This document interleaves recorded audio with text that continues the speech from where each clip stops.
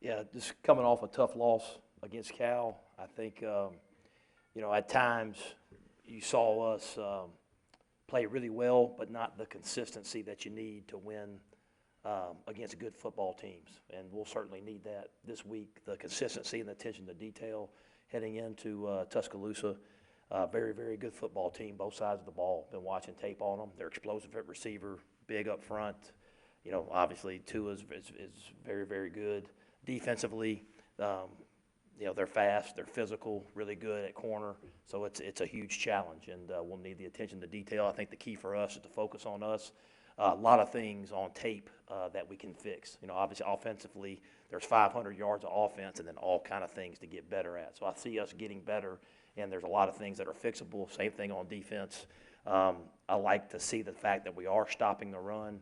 And a lot of things to clean up on third down, just little things here and there, but they are fixable. And I think that's the focus on us, is the attention to detail and the consistency that it takes to go on the road in this league and win big games. And that's our focus moving forward. Matt Corral, just after further evaluation, he's going to be day-to-day.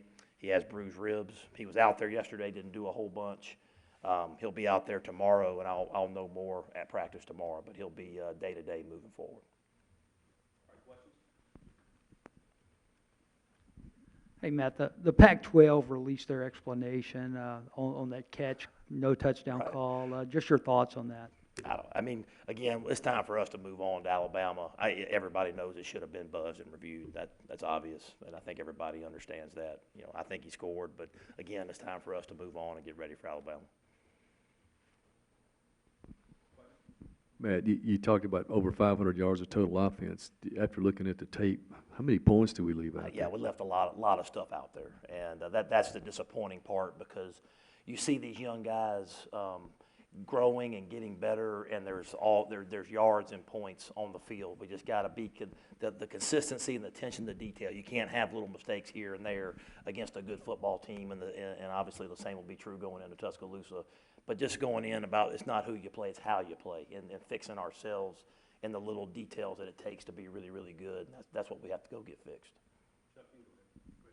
On the pass coverage, is it lack of pressure, lack of coverage, combination? Yeah, it's a What do you combination. do to fix it? It's a combination of things. There was a couple times that they just made a good play. There's a couple times that we're a little bit out of position and not using the proper technique. A couple times we're playing zone and we need a little bit more pressure. So it's a combination of everything.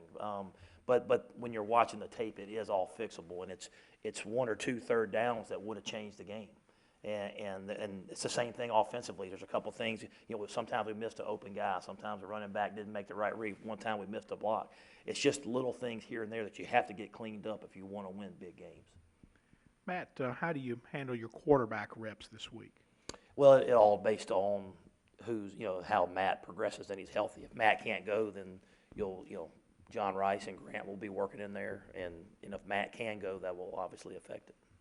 So, do you have an idea between John Rice and Grant which one you would lean to, maybe until Matt gets healthier as the week goes on? Yeah, I think John Rice showed he could go out there and handle himself. I thought he brought a spark, into the stadium and to the sideline. And so I think moving forward, what he can bring us with his legs, especially against a very, very good defense, I think that addition, it gives them something else to prepare for, because Matt and John Rice are so different. They have to go into the game preparing for both.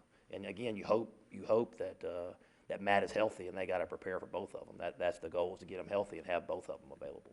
On the quarterback sneak at the end of the game, with the clock running and everything, how did you guys communicate that play to John Rice? What was that like? Just the same as you. It's a tempo play, quarterback sneak, and pretty much every team has it. But it's signaled in just like all the other plays. Matt, I know you said after you are going to evaluate everything, but if Matt Corral is healthy, do you anticipate him starting Saturday? Yeah, again, you can't make that decision right now. You got to see how he progresses and how confident he is in the injury, and can he do everything? Can he pull it and run it? How is he? I think it's hard to make that. But again, you're gonna go with the guys you think can help you win the football game, and I don't think you can make that call until after you see him go out there and practice. Matt, you came in the season with little experience in that room anyway, in the quarterback room, and you kind of alluded to John Rice, but talk about his skill set versus Matt, and where he may be in the overall learning curve with the offense and just physically too. Yeah, and that's one of the positives of having an experienced coordinator like Rich is he's had throwing quarterbacks, he's had running quarterbacks, and the offense is very flexible in how we can utilize him. And there's a lot of things that are built into the offense that we can go to with John Rice, where he can showcase his talents and his ability to run the ball. And you obviously you saw that in the game on the quarterback draw and on some of the zone read stuff. He can give some guys problems. How do you go about testing whether Matt's going to be ready? Is it just personal comfort for him, or are there actual tests he's going to need to go through to Yeah, I see mean, if he can you just clear go it? through a normal practice and see, how he's feeling. And again, he's pretty sore yesterday, feeling a little bit better today, and then, by tomorrow and Wednesday, you'll know a little bit more.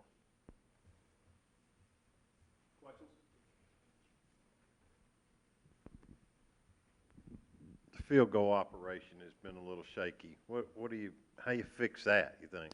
Well, I got a lot of confidence in Luke, and he's our guy, and he'll be the guy. He's got plenty of leg, and he's a good kicker. He just got to, when he takes those opportunities, and not so much the first one that we tried, but the one down there, we expect to make those, and he expects to make those, and we should. But again, the next time we go out there, he'll step up in there, he'll be confident, he'll make it. Got a lot of confidence in him, and just got to go out there and get the job done. Matt, if Matt Corral's even healthy, would we see possibly both quarterbacks in the game? Absolutely. Okay. Sure.